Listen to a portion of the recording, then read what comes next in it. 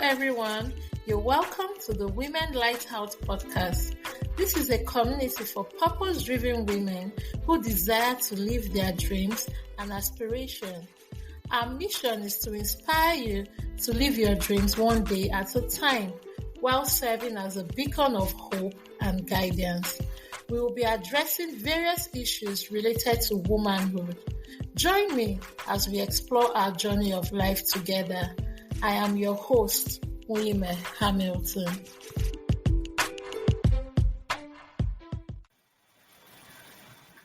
Hello, everyone. You're welcome to today's episode of the Women Lighthouse podcast. It's great to have you on the show. Today, we'll be considering a very important topic, which is family planning. We'll be addressing the factors that you should consider when you're planning your family size. Interesting, right? What inspired this topic? Currently, we're a family of 4, my husband and I with 2 kids. And where I come from, which is Nigeria, or typically in Africa, there's this mentality that you should have a large family size, though that mentality is being reviewed as the day goes by.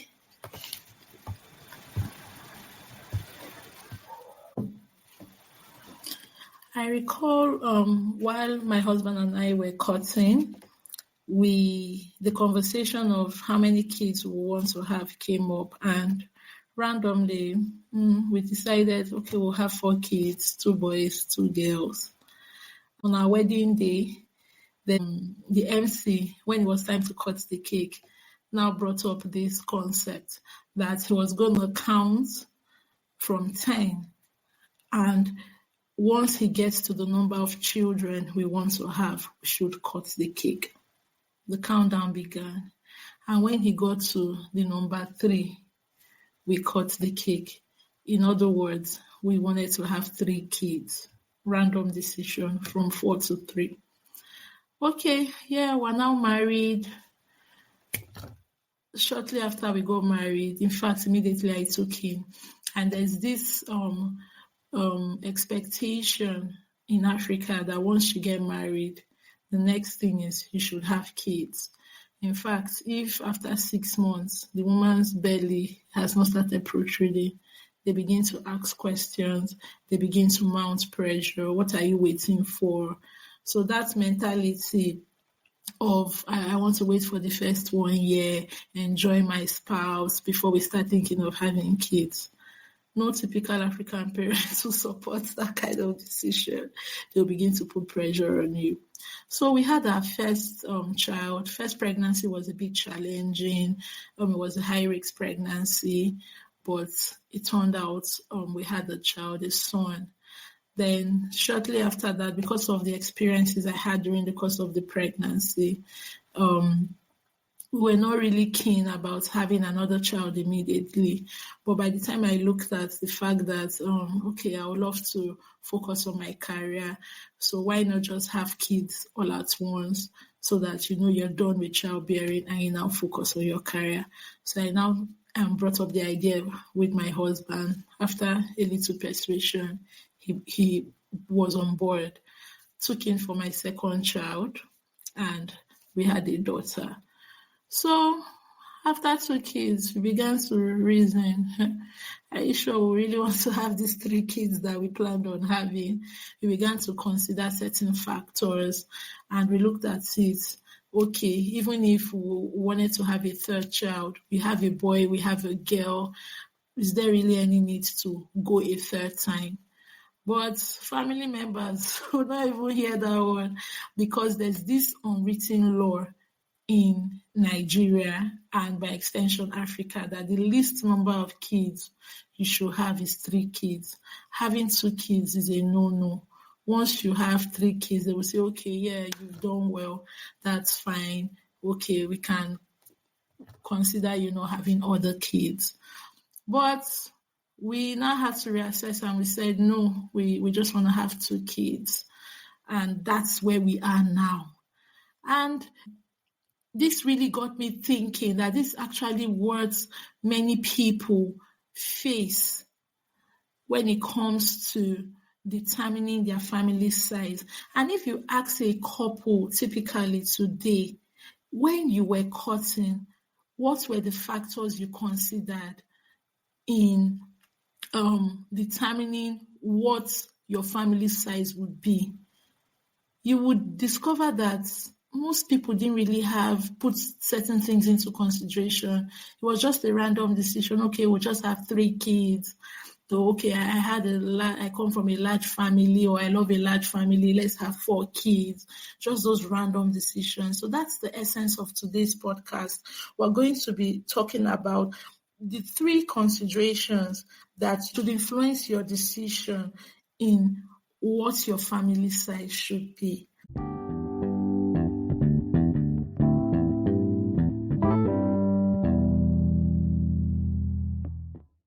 I just decided to give you the background so that for those who maybe are not familiar with the setting of things in Africa, you have an idea of why this topic is very important. Let's begin with what are some myths with regards to family sizes, certain things that people would always say when it comes to how many kids should you have. One of the myths is that having just a single child is a no-no. So if you have just one child, you'll typically be told, oh no, you need to go for a second child, so that your first child will have someone to be playing with. Your first child will be very lonely, and in fact will become entitled and spoiled.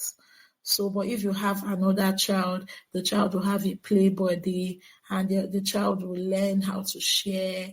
The other child will be more happy. I'm here to debunk that myth. That's not true. The truth is, what your child turns out to be and who your child turns out to be is determined by how you parent your child.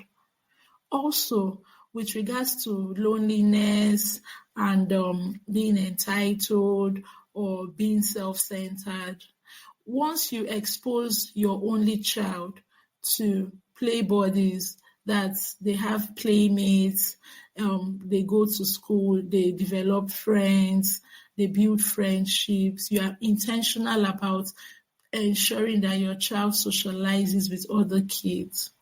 That's basically what your child needs. Trust me, because even if you look at certain siblings, sometimes it turns out that siblings may not necessarily be as close to each other as they are with their friends. So yes, having a sibling is good, but it's not a determining factor. If for certain reasons you decide to just have a child, that's good and fine. So the next myth is that 2 kids are not enough. In fact, in Africa, they will tell you why you shouldn't have 2 kids is what if something happens and one child dies? So the other child that is left will be alone, will not have friends, or will become lonely, like I said earlier. So having a 3rd child is like a backup plan, just in case anything happens to one of the children. At least you know you have 2 children. Having 2 kids, it's your choice. The number of children you want to have should be dependent on you, and the determining factor shouldn't be based on this myth. It should be based on the 3 things I'll be sharing with you later in this episode. Another myth you would encounter is that when it comes to the gender, male or female, if, for instance, you have 2 female children, pressure will begin to mount that, let's try again, no, let's see if we'll have a boy. So those 2 girls you have is not enough. You need to have a boy to balance the equation. So even in some cases, you will see that you try and the 3rd one turns out to be a girl. You say, okay, let's try again. The 4th one turns out to be a girl. You say, let's try again. The 5th one turns out to be a girl. And at the end, you didn't plan on having 5 kids, but because of your desire to have another gender. So it could go both ways. If you have two boys, you want to have a girl, you say, let's try again. Or if you have two girls, you want to have a boy, you say, let's try again. So that pressure causes you to deviate from your plan of maybe having just 2 kids or 3 kids to having more kids because you're trying to get the other gender. So that also shouldn't be a determining factor.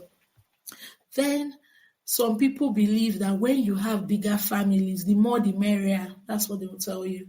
The more children you have, in fact, when it's time for reunions, the whole family everywhere is so full, is so exciting, is so fun. But if you just have one child, it's boring. Or if you just have 2 kids, it's not enough. So the more we have, the more kids we have, the better. So that we're all doing well, and when it comes to reunion, we're happy as a family. That shouldn't be a determining factor. Also, some people equate their success in life to the number of children they have. When they say you have up to 4 children, they say, this one is capable, this one is doing very well, kudos to you. No. Your success shouldn't be determined by the number of children you have, but the level of your productivity. Also, the issue of sibling fights. There's this myth that all siblings will always fight and have a poor relationship. So because of that, so now this is the opposite. The lesser children you have, the better. So if, for instance, you have what it takes to have up to 4 or 5 kids and actually cater for them, you will be told that, no, it's too much. There will be a lot of misunderstandings, especially if you cannot give them the quality of life, equity in their quality of life. So it's better you just have a small family size so that there will be lesser misunderstandings. Whether you have 2 kids or you have 5 kids, there will always be misunderstandings. As long as there are 2 individuals, there will always be a misunderstanding. So what you need to learn basically is conflict resolution and prioritizing the relationship over whatever the issues that may arise during the course of the relationship will be. So that should be the important thing. Then lastly, another myth, when we talk about family planning, in fact, when you mention family planning, what someone is thinking of is, what the woman needs to do to prevent pregnancy. But it's beyond that. Family planning is not just an intervention to prevent pregnancy. So there's this myth that only women should be involved when it comes to family planning.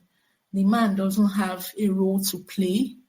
It's just a woman's decision on how to plan the family size. So the man just says, I want 3 kids. I want 4 kids. And it's just left for the woman to be responsible for how she can streamline and ensure that she has the number of kids that the man wants. So it's a decision for both parties. It's not just the woman that should be involved. The man also has a say.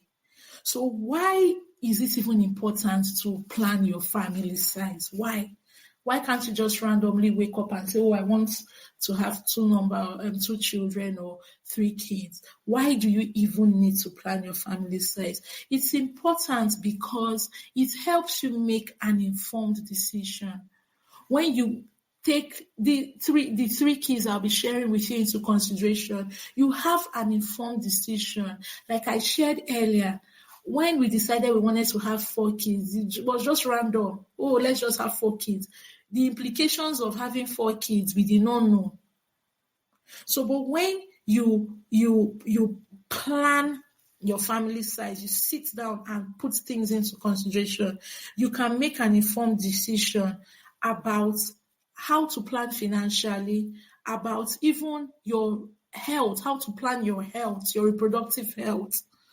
Then also you would consider your career aspirations, especially for the women, because there's something about getting pregnant that sometimes puts your life on hold. So when you know your career aspirations, you will be able to make an informed decision on how to plan your family size and also your personal goals. Definitely, before you thought about having children, you would have your personal goals, things you want to achieve. So when you plan your family and your family size, you know how you will be able to ensure that your personal goals become a reality. Secondly, it helps to prevent unplanned pregnancies or unintended pregnancies. I practice as a medical doctor, and anytime I encounter women, especially women that are pregnant, I would ask you, how many kids do you have? They would tell me. I'm like, okay, if you already say you have like 3 kids or so, I'm like, and you are carrying the fourth pregnancy, I'll begin to talk to you about family planning, begin to discuss, how many number of children did you plan on having? Then most times we hear some women say, this one was by mistake, they didn't plan. Like for me, I always knew that, okay, at the point of having 2 kids, and I was beginning to consider whether we were going to go a third time, I just needed a break. So from the get-go, I already knew we needed to have an intervention to prevent pregnancies, at least for the time being, so that we're not under that pressure. So no one had to tell me. I didn't even have to wait for 6 weeks postpartum. So that issue of by mistake, because you hear a lot of women say, it was by mistake, it was by mistake. So it helps you prevent unintended pregnancies.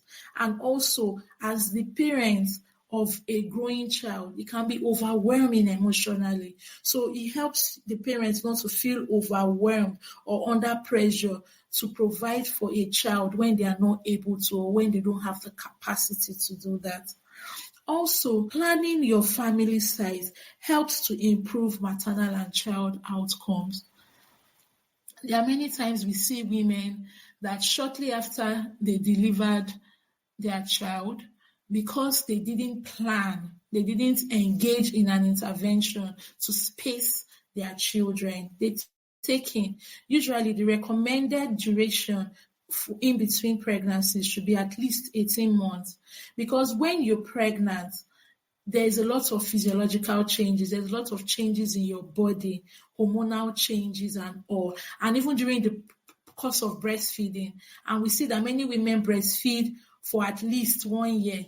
WHO recommends 2 years, but at least 1 year a woman will breastfeed. There are hormonal changes going on. There's a lot going on physically, emotionally, mentally.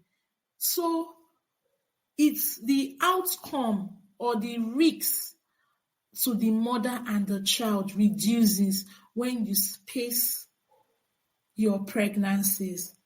So planning your family size helps to improve the outcome for the mother and the child in subsequent pregnancies, especially when you have a bad obstetric history, that you've had previous maybe miscarriages or maybe ectopic pregnancies or something that made the previous pregnancy high risk.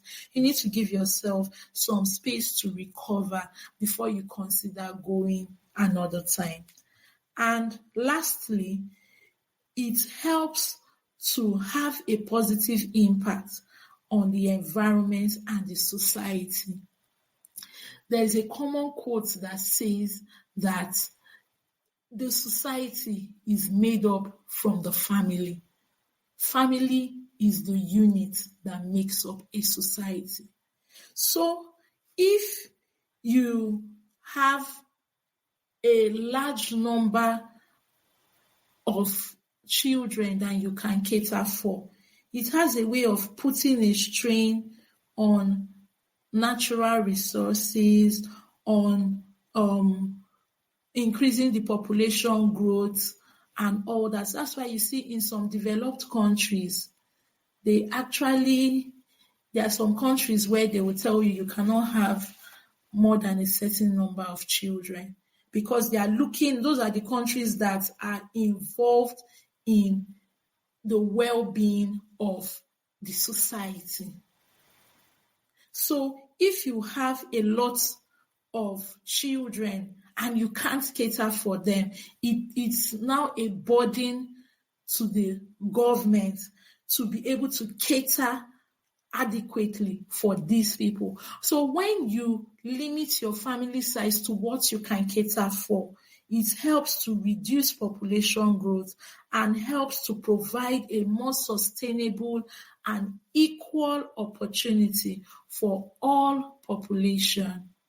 So these are the reasons why it's important to plan your family size. And for the main issue for today, what should you consider when you want to plan your family size? This is important for those who are yet to have children, for those who have had children and are reconsidering if they should have more children, for those who are done with having kids, but there seems to be a lot of pressure on the need to have more kids. You need to consider these three factors. First, financial considerations. Do you have what it takes financially to contribute towards the well-being of the family size you want to cater for? Now, we are generally, globally, we are in economic recession. There's inflation going on everywhere, and it takes a whole lot to be able to raise a child from birth to adulthood. When you think of feeding, when you think of clothing, when you think of lifestyle, when you think of education, and the list goes on and on. Do you have what it takes financially to cater for the number of children you are considering you want to have? So you need to evaluate what's your current financial state and how can you streamline your family size to what you can cater for. So here are some tips to help you plan financially when you are considering your family size. It's important to have a budget. Based on your current financial state, you need to have a budget for each child. You need to have a budget for each child. You need to consider the education of that child. So you need to plan for each child's education. You need to talk about health insurance and basically maintenance for the child as a whole. So you need to help create a budget for each child. You need to save for emergencies. There must be an emergency fund, especially when it comes to children, especially children under 5 years old. There must be a plan. If there's an eventuality that affects one or both parents, you can't bring a child into this world and not have a plan on how you intend to cater for that child, even when you are not in the picture anymore. So you save for emergency. And your goal when saving should be that you should be able to save at least 3 to 6 months of the living expenses for emergency purpose. So for instance, in Naira, if on a monthly basis it costs 100,000 to cater for your child, maybe as a whole or individually, for instance, if you have 2 kids, it can take you maybe 100,000 each to cater for each of the children. You should be able to save 300 to 600,000 annually for each child. That should be your goal. There should be an emergency fund. Also, you need to plan for big purchases. You have a plan. If you want to get a house or whatever goals you have as a family, you should be able to plan for those so that you are not under pressure when it comes to implementing those plans. Then you should also start saving for the child's college. I know currently where I come from in Nigeria, if you hear the cost of school fees for a child that is under 5 years old, in quotes, a quality school, that's a school that has high educational qualities, you'll be wondering, please, what are they teaching this child in this school that it costs so much? So my point is, have the big picture in mind. Don't just think of today, think of tomorrow. So even if you want to take your child to a school currently that is very expensive and you can afford it, by all means, but don't forget the big picture. As you're paying the child's school fees today, be saving for the future of that child. So that when it comes, because the higher the child goes, the more the cost of education for that child would increase. So you should be able to set up some funds aside to cater for the college of that child. Next, we'll be considering lifestyle considerations. When it comes to lifestyle, what quality of life or what standard of living do you want to have for your family? Are you the type that you want a very minimalist and simplistic way of life? The basic things are taken care of. We make do with the basics and we're fine. Or you are the type that annual vacations, regular outings, you want to have a high standard of living. Where you live has to be a high standard. The schools they go to has to be top notch. Vacations and all that. You need to weigh your options. What quality of life do you want for your family? And based on that, you need to know that the more children you have, it will have an impact on your family financially. So for you to maintain that quality of life that you desire for your family, you need to be prepared and go with what works for you and what you can afford. So also, you have to be ready to give all your children equal opportunities. So if you're talking about quality of life, it goes across board. What your first child enjoys, your second child should be able to enjoy, your third child should be able to enjoy, and the list goes on. So what are some tips that will help you to balance the lifestyle with your family size, your desired family size? You need to be able to set your priorities. Allocate your time and your resources accordingly to be able to cater for the quality of life and the standard of living you want for your family. You need to be able to schedule your time to accommodate work, time to spend with your family and your other personal activities, because the truth is when children come into the picture, it has a way of shaking the tables. You won't have as much time as you used to have for yourself as a couple when the kids are in the picture. So if you have one child, you have two, it's double.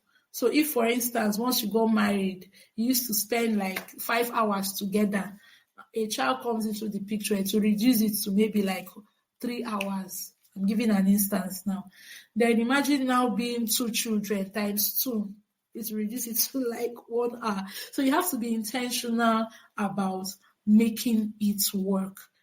So you know the standard of life. You want to be able to spend time with your spouse, irrespective of the fact that the kids are there. So how can you make that happen? You need to schedule your time to accommodate everything, the kids, your work, your personal goals, and all that. Then support. Support is key. Because when kids come into the picture, you can't deal with things alone. There are times you need help. So you may need help from friends, from family, from professionals, or people that can help you with childcare or chores at home. So all the help you can get to maintain the quality of life you want, please get the needed help and support. Then self-care. It's important to take care of yourself. I know that affected me. In fact, after I gave birth to my two kids, it's as if my life was on hold. Like the first 3 years of my marriage, I wasn't just taking care of myself. Then when my brain now reset and I saw the need and importance for self-care, in fact, one day my mom saw me and she was like, oh my God, my daughter is back. This is my daughter before she got married. That's how bad and how poor my self-care was because of the demand, physical demand, emotional demand, the stress involved with having to cater for small children. So self-care, you need to prioritize self-care. Then just simplify your life. Do what works for you and your family. And the last consideration that I'll be talking about in this episode is Health. Health is key. In fact, health is key. The burden of maternal mortality is on the rise because of poor health choices and decisions. People didn't factor in their health when they were considering the number of children they would want to have. Everyone is different. There are pregnancies that are low risk and there are pregnancies that are high risk. For some people, pregnancy is like the best time of their life. They are living their lives, everything is okay, they are strong, perfect. In fact, some of those kind of people, they don't even think of registering for antenatal till maybe they're up to 6 months, which I highly discourage when I see those kind of clients. But for some people, because their pregnancies are high risk, or maybe before they even got pregnant, they already had some health challenges. For instance, hypertension, diabetes, asthma, sickle cell, just to mention a few. Those people, their appointments, antenatal appointments are usually 2 weekly. So you need to know where you stand. What's the quality of health before you get pregnant? And know how much can my current state of health accommodate. There are some people that they can only give birth. Imagine being a sickler. You can't be giving birth to 5 children because it can trigger a crisis. And what will kill you is not the pregnancy, it's the crisis. There are people that have hypertension or maybe a family history of hypertension. Before pregnancy, they were not even hypertensive, but maybe their parents, either of their parents, have hypertension. So during the course of the pregnancy, they develop pregnancy-induced hypertension, preeclampsia, and that alone is a high-risk pregnancy.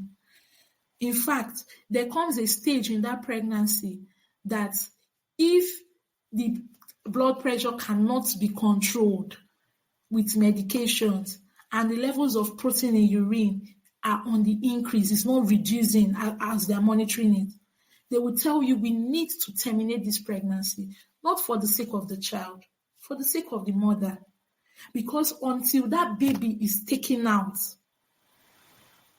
the life of that mother is at risk. And we always prioritize maternal health because it's only a woman that is alive to see another day that can get pregnant, not a dead woman. So you need to factor in your health when it comes to deciding on the number of children you want to have. So what are some tips that can help you? Before you even get married, check your fertility status. I know commonly when we want to get married, we check out things like genotype, blood group, and all that, but many people don't know their fertility status. They may even be having some issues, like for some women, it could be PCOS, we call it polycystic ovarian syndrome. That one, to even conceive, is usually a challenge. Sometimes it has to be an assisted fertility. So once you know your fertility state, it helps you, reduces the pressure at least by half because you are coming from an informed position, which is the aim of these considerations that we are talking about today. Then also maintaining a healthy lifestyle.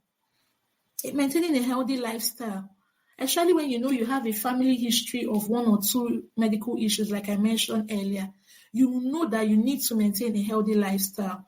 For women that are seeking to conceive, you should be on your folic acid supplements. Eat healthy. Avoid alcohol. You cannot be thinking conception and you are taking alcohol.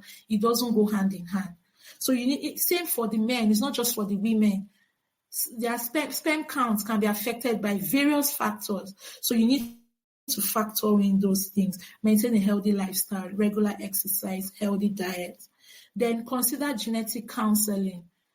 There are a lot of people that a lot of women that they discover they have children that will require special needs, maybe Down syndrome or different kind of genetic disorders. No fault of theirs, But genetic counseling, once you know there's a family history of an illness, genetic counseling is important, and you can get that from a healthcare provider in a hospital.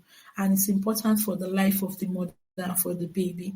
So plan your finances, like we said earlier. Have a health insurance. You cannot be thinking of wanting to have kids and you don't have a health insurance. A health insurance is key. You don't, before you even think of getting pregnant, have a health insurance because it helps to reduce financial pressure on you. Then, like I mentioned earlier, space out your pregnancies to give you time to recover and prioritize your emotional and mental well-being.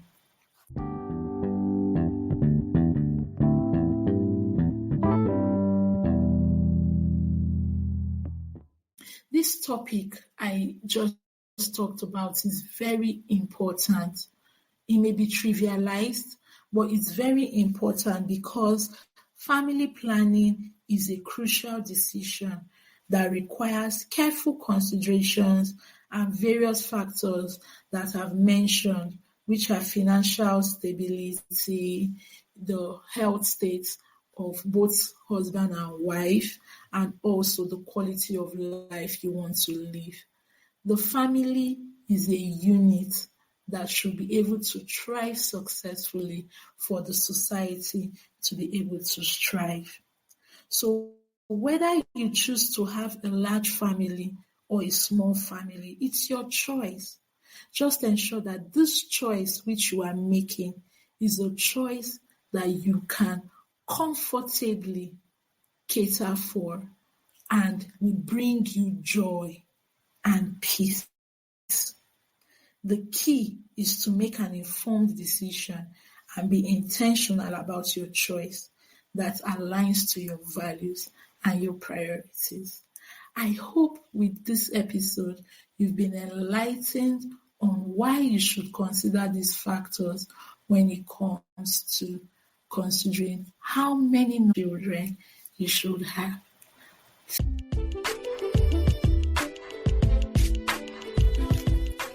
Thank you for listening to today's episode of the Women Lighthouse podcast. I hope you were inspired to keep taking steps towards living out your dreams. If you enjoyed this episode, we encourage you to share it with other women and leave us a review on our social media platform, which is in the description box. Also, feel free to subscribe to our channel to get notified of new episodes.